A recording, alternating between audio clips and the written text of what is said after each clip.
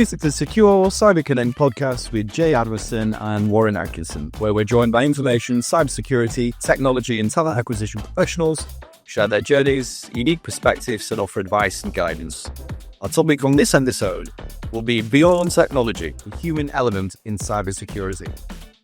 Today, we're joined by Gary Hibberd. Gary is one of the co-founders of Consultants Like Us, where along with his car elite, a more sartorial elegance and general penchant for waistcoats can be found alongside their vast expertise within cybersecurity and information governance consultancy.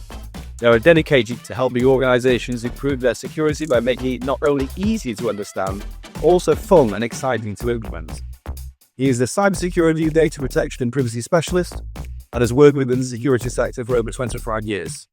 A published author, a regular blogger, and an international speaker on information security best practices, security frameworks, and privacy. In particular, Gary's main areas of specialism are crisis management and business continuity, along with the ISO standard ISO 22301, and he is also a specialist in the risk management and information security framework ISO 27001. Gary was also one of the founders and board members of the Yorkshire Cybersecurity Cluster and a member of the Chartered Institute of Information Security. Gary, we've all come dressed accordingly today. Welcome to Secure Cyberconnect podcast. And thank you for joining us. Thank you. And yeah, you're looking great. Loving the style. Likewise. So, if you'd be kind enough to start things off by just providing a very brief high-level overview of the key themes we'll be exploring in our discussion on this episode. Yeah, to put it simply, beyond the cybersecurity, beyond technology, it's about just exploring this idea that cybersecurity and information security is more than tech. It's about the human. Everything starts and ends with people. So when we talk about people being technology-led and the digital world, we just have to remember that we have to go beyond technology if we're really going to be secure in this world in which we live. No, we're really looking forward to getting into that. Before we get into that, could you share with us something that you're perhaps excited about or proud of that isn't on your LinkedIn? That's not on LinkedIn. Yeah, I'd talk about it a little, but I am a black belt in Bujinkan Taijutsu. So I've studied martial arts and samurai culture for probably as long as I've done cybersecurity. Started way back in 1977 when I saw Star Wars and I wanted to become a Jedi, and found the influence for Jedi and Star Wars was samurai, martial arts and whatnot. So yeah, I love everything sort of samurai, Japanese culture, that type of thing. And I read a lot of books about it. So I'm excited about some of the books I've got are currently on my shelf waiting to be read. You can love that. So look, Gary, before we kind of go into things that we need solved, could you describe to us maybe a particular situation, a significant challenge that you faced in your career that maybe shaped your views on cybersecurity? Yeah. So because this theme is about beyond technology, one of the earliest sort of experiences I had. So I come through technology. I started my career in, when I left school, I didn't go to university. I got a job working in a company as a programmer. So I've always been in tech. But early on in my career in information security and crisis management and business continuity, I was called into a company who had a system outage. So that was what I was told. I got a call. Gary, can you come into the office? We've had a major incident in our data center, in our server room rather. Can you come in? I went in, cutting a very long story short, the server room was smashed to pieces. It was, to the external world, it just looked like we had a network or a system outage, but the systems themselves were down because the server room was smashed to pieces. What it transpired was that the head of IT, the IT manager, had taken a baseball bat to the server room. So he was authorized to go into the server room. He went into the server room and he took a baseball bat to it. Again, cutting a very long story short, it turned out that the person themselves, they had some issues and they decided to take retribution out in the only way that they felt would harm the business most effectively. Oh, Lord.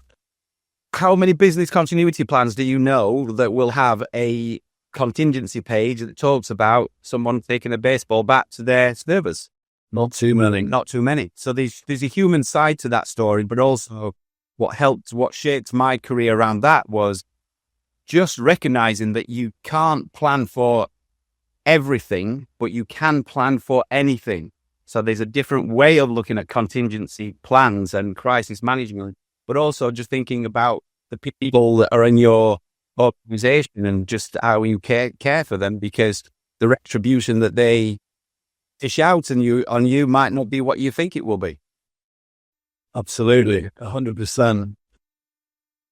Look, in terms of understanding security frameworks and providing advice and guidance to our wider audience on the importance of, security frameworks and governance and risk and compliance, what are the key benefits of frameworks such as 27001 and 22301, and how can many organizations measure the effectiveness of these?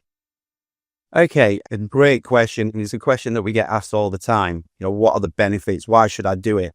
Very simply, when people are implementing information security, if you don't have a framework like 27001 or 2301 or indeed NIST or SANS or any other sort of framework, but specifically talking about ISO frameworks, you're essentially going in blind. So if we think about what information security is, not just cyber security, but information security, it's about people, process, technology, the PPT that we often hear about. Well, where are your risks? What are you actually looking to manage? ISOs provide a risk-based approach to security. So rather than just going into an organization or you as a business thinking, right, we need to have a malware protection, or we need to have patch management, or we need to have a good backup process. All of these things are good, but why are you implementing them and at what level? So ISO frameworks are essentially a menu structure to allow you to implement good security in a measured and controlled way. And how can organizations measure their effectiveness? Well, you take a baseline. It depends on what you're doing at the moment. So you can take a baseline of number of lost laptops, for instance, so a very physical thing. Are you losing laptops each year? Do you know how many laptops you have, or mobile phones do you have? So taking a base measurement and then working from there allows you to be able to essentially assess whether the controls you're putting in place are effective. But framework, an ISO framework, is just it's a menu. It's a roadmap to implement good, rounded security. And on the flip side, for people who, obviously, faced with crisis management, what are some of the most common pitfalls organizations, typically have to deal with within this crisis management? How can they proactively prepare to avoid? Again, back to that example that I gave earlier, really, is where people will just focus on the technology. They forget the human element. So quite often we go into organizations and we'll ask them, do you have a business continuity plan? And people will say, yes, I've got a disaster recovery plan, or I've got a business continuity plan. If you're lucky, the plan will include people's names. So it would have a crisis management team. That's great. But the bit that the most common pitfall is, I'll ask, when was the last time you tested this? And they'll say, oh yeah, we tested our recovery of the email system last week, or 6 months ago, or we installed a new server or whatever. And you kind of go, right, okay, so you tested the technical recovery piece, but what about your people? Have you exercised your people? Do people know what to do when the bad thing happens? And invariably the answer to that is, well, we've tested our email recovery. And you'll be going back to what you just said. It's just, let's get your crisis management team in a room. Let's give them a scenario and let's play it. Let's use this as a playbook. Let's pretend right now your servers have gone down because you've been hit with ransomware, or they've been hit with water, or they've been hit with a baseball bat. No one can gain access to your systems any longer. What would you do? And that's the bit which people shy away from because it's out of their comfort zone. quite often. So the most common pitfall I find is that people will have a documented process or plan, but they haven't exercised it in any kind of real way.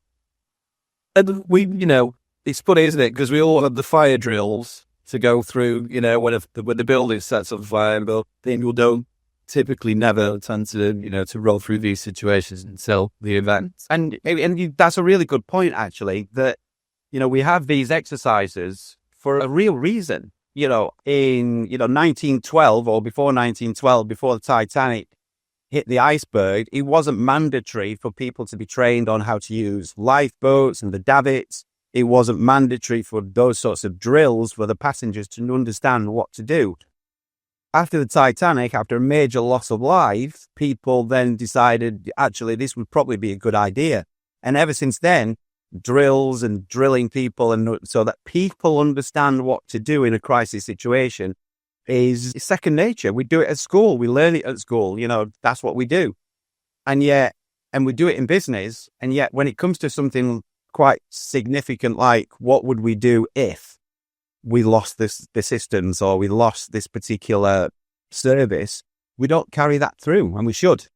Yeah, 100%. And most definitely, I think it's really important the opportunity to gain that muscle memory is well put in place for their C-suite as well as with the workforce, for instance. Yeah, and listen, there's lots of fringe benefits to this. One of the biggest concerns or complaints that I get from a lot of information security practitioners is I can't get the board to listen to me. I can't get them to pay attention, I can't get their buy-in. Well, because you're talking in abstract terms. You keep going to them with things like, by 2025, the cost of a cyber breach is going to be $10.5 trillion. Well, what does $10.5 trillion even look like? What is that? What can I buy with $1 trillion? With $1 trillion, they're alone 10.5. So hit them with something a bit different. Why not go in and instead of doing a pitch about why you need to have the latest SOC or SIEM or malware protection or, DLP protection, whatever it might be, why not go in and say, look, let's imagine we don't have this. What's the worst that can happen? Let's play it. Let's play through the scenario. We've just lost all our systems because we've been hit with ransomware. We're now having emails being sent to our customers that are blackmailing us, saying that if they don't receive X thousands of pounds in the next 4 hours, what do? Storybook it and play it through. And believe me, you'll get the support of your board once they start to feel the pain, once they start to feel the heat licking at their heels, so practice your plans. Don't just have a document that's just sat on your device.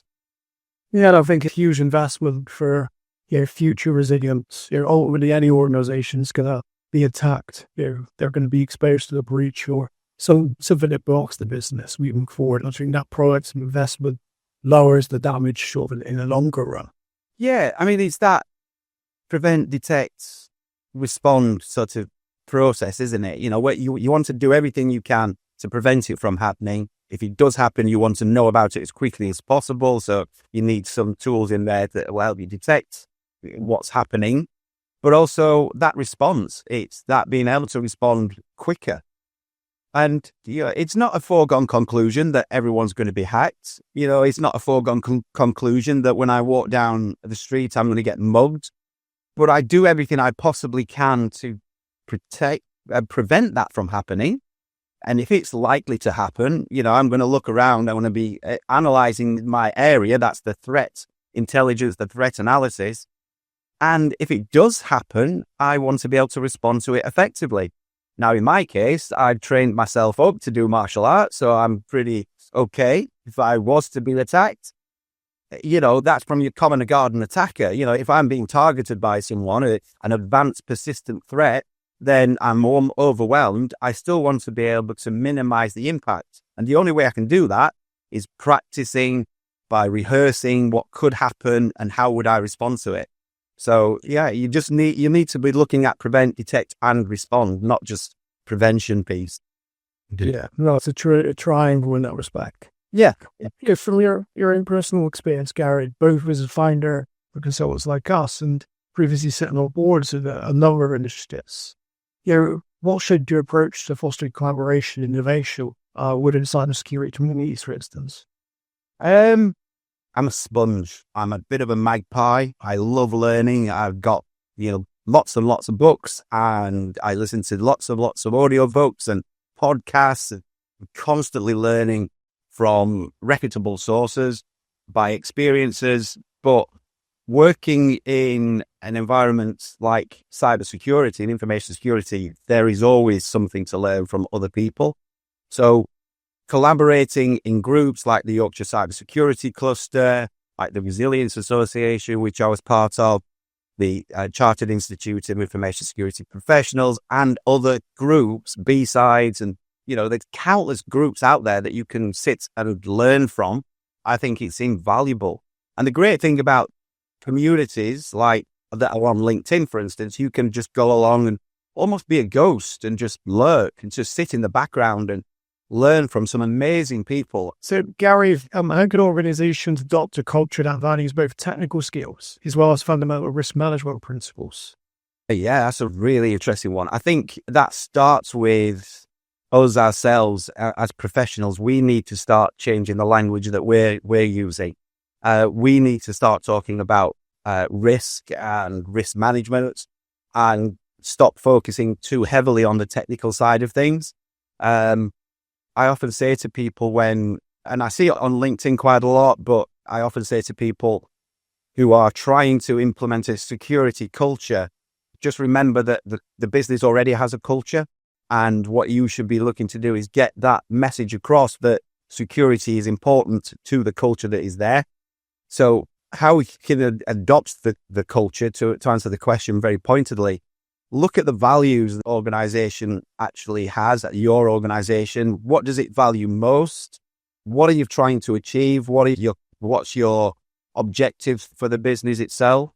And then ask yourself, what are the risks to that particular, the values or to the objectives? And once you can understand the risks to the values or what the organization is trying to achieve, believe me, your board will start to see the relevance. And that's the key word here, really. It's the relevance. Why is this relevant? Back to my previous point earlier, turning around to a board of a company and saying that cybersecurity breaches are going to cost the world $10.5 trillion next year means very little if you're a small manufacturer or an IFA or an accountant sat in Leeds or in rural Coventry. Means nothing to them. So it has to have relevance. So how can your organization adopt a culture? Well, recognize you already have a culture and start to speak to that culture. That's what we need to do as professionals. Yeah, that's brilliant. And for those businesses, perhaps a culture that's probably a bit immature from a security standpoint, do you think it's best for organizations to have sort of champions internally that are present in the rooms at times to sort of understand the challenges that the organization individuals are facing to sort of best sort of navigate around that in the future? Or do you think a series of sort of online training is more effective than that matter? I think it's important for it to become part of who you are and what you do. There's a famous phrase or quote, which is, culture is what we do when no one is watching. So, you don't learn culture by sitting in front of a screen and just doing a course once a year or twice a year. So it has to be led from everybody in the business. So champions, everyone should champion security and quality and service and health and safety. So it should be just, this is what we do around here. This is how we operate. We think about people's privacy. We care about and value our customers. And how we demonstrate that is by doing X, Y, and Z. These are our values, and this is how we actually support them. So it's about really just recognizing that a culture isn't something you do twice a year, to quote a song. It's something that you adopt as part intrinsically into how we are and who we are. So it does start with the leadership, I think, and then they should be the ones who champion security throughout the organization. Yeah. And I think, obviously, as a consultant, you've been exposed to many different organizations, your throughout sector. what strategies do organizations implement to attract and retain diverse talent pools, mainly in obviously the areas of information and cybersecurity? That's a great question. Again, I think it's, and I hate the phrase, but I'm going to say it. It's about being people-centric. We're talking about here being beyond technology, but it's about understanding what people want. What does your organization want? Does it want pizzas at lunchtime? Does it want snooker tables in your restrooms? Does it want career progression? What do the diverse group of people in your organization want? So having good open channels and communication within a business. So you're right. I've met and worked with many organizations, large and small. Some of them have some of those things I've mentioned. Some of them work, some of them don't. But it's about engaging with your teams to understand what they're looking for and what do you need as an organization. So it's wants and needs. It's what do they want and what do you need? And if you can balance those two things together, you'll find that you can attract really good people and people will stay. But going back to the previous question as well, it is about you leading from the front and valuing people. And it's about, this is what we do around here. The culture is about quality and about safety and about security and about respect. No one wants to have clients complain to them or at them. So it's about making sure that you look after your people so that they can look after your customers and you give them a quality product that they can be proud of and that they want to be involved in. That's how people attract good diverse teams, I guess. And just to finish on this point, I think the world is changing, that you've got to look at what, again, back to once, is the way that younger talents and people are working these days. If you say, well, I need to see you in the office, it's like, well, people might not want to come to the office every day. You might say, well, we need you to recognize that this is our team dynamic. It's like, well, we don't have to work in those kinds of ways. And it's about, again, culture. If your culture is that you have everyone in the office, then maybe that's the persons who you're looking to attract isn't the right person for your culture. So I always say to people, if you're hiring, hire on values, not on skills, because I can teach you skills. I just can't teach you values. So looking at going into more of the ongoing swathe of data protection regulations that are coming through thick and fast, with many deadlines fast approaching, what are some of the best practices that you could recommend for organizations who are either struggling with their compliance already and also making sure that they're ensuring that that the ongoing adherence to these regulations is being kept up to speed and meeting these deadlines? Well, the obvious answer is you come to consultants like us, speak to us, and we will help you. But when I use the capital CLU, they're capital, consultants like us.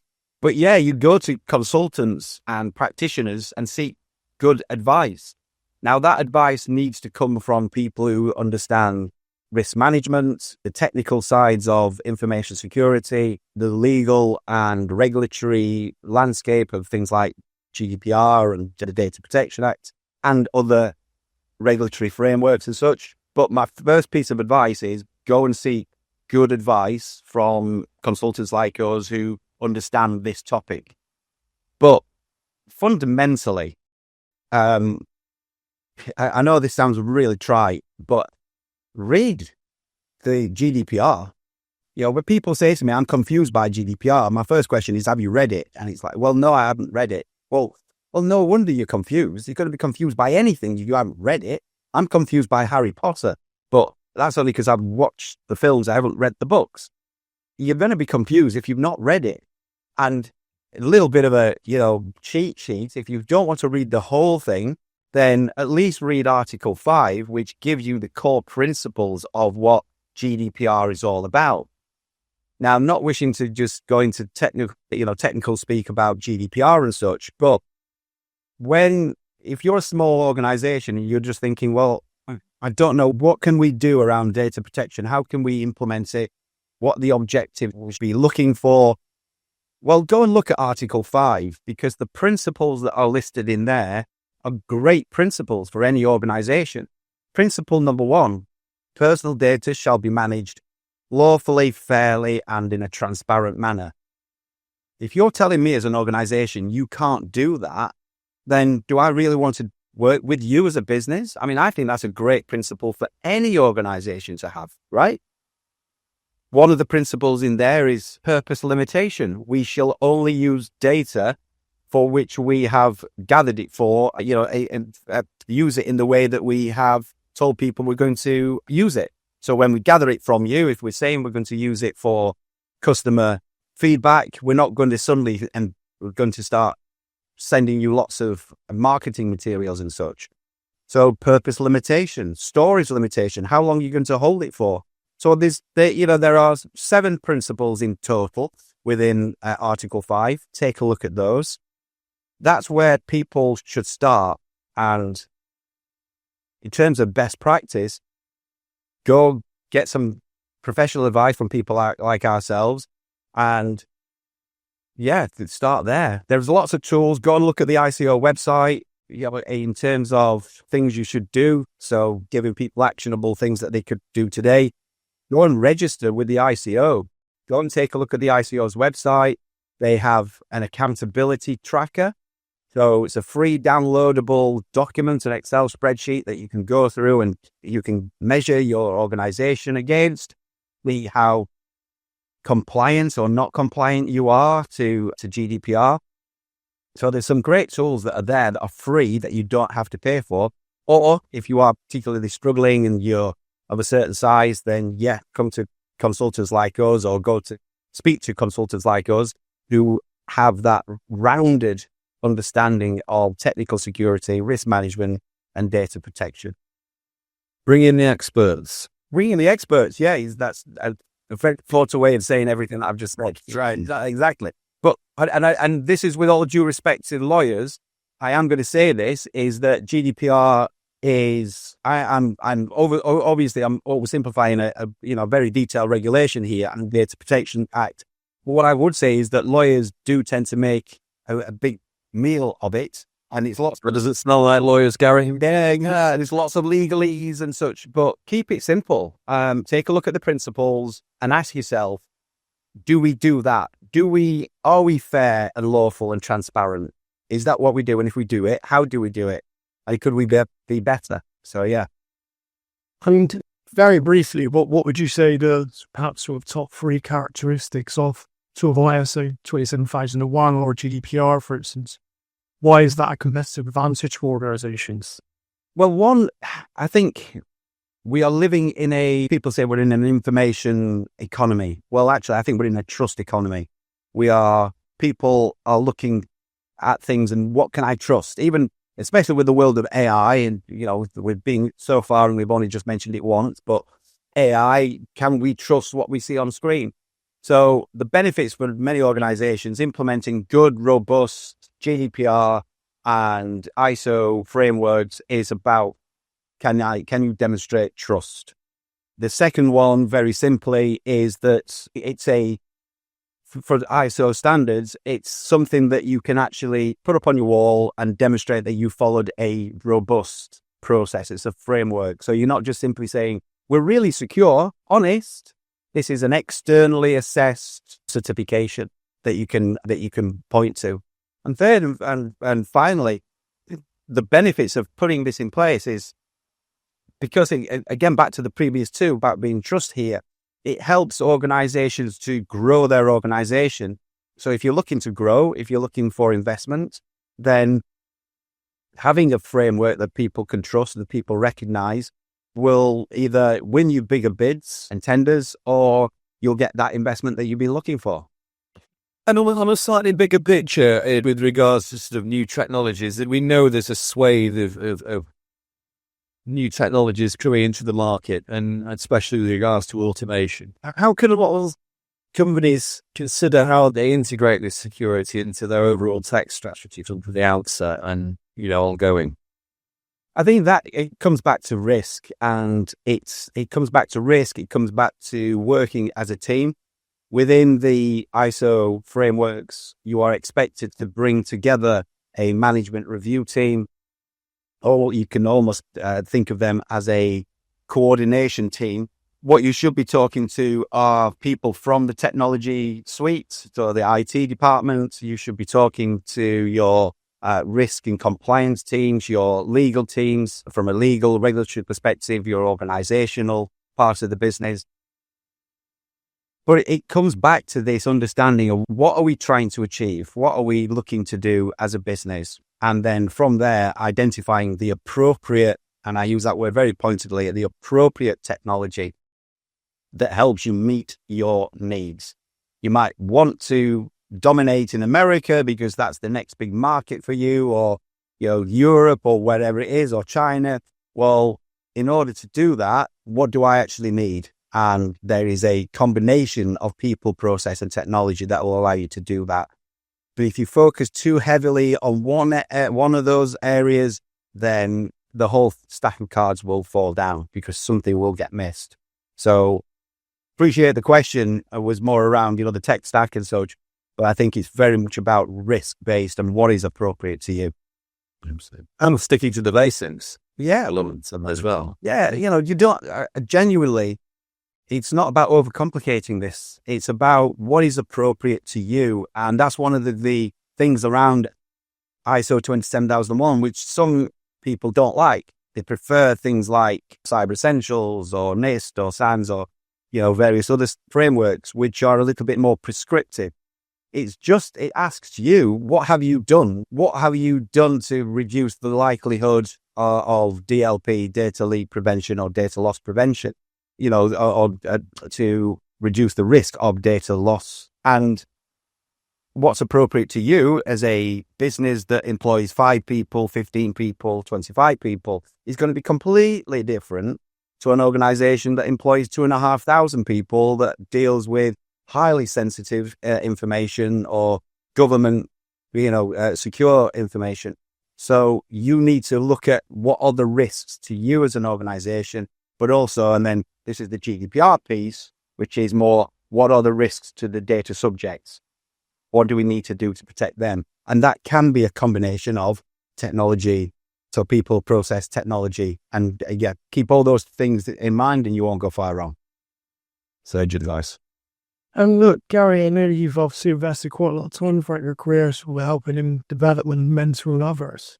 So I was hoping you could share a bit of advice for both junior and senior professionals in cybersecurity related how to grow and thrive in their careers. Yeah, well, I've said it in part throughout here, which is be a sponge. Learn from as many people as you possibly can. Don't purely focus on one discipline. Early on in your career, I think you should be looking to learn as much as you can from as many people. So again, to repeat myself, people, process, technology, looking at what are you doing around behavioral science. So there's a lot of work I'm doing at the moment with cyber psychologists, looking at nudge theory, looking at how can we implement policies that people will follow.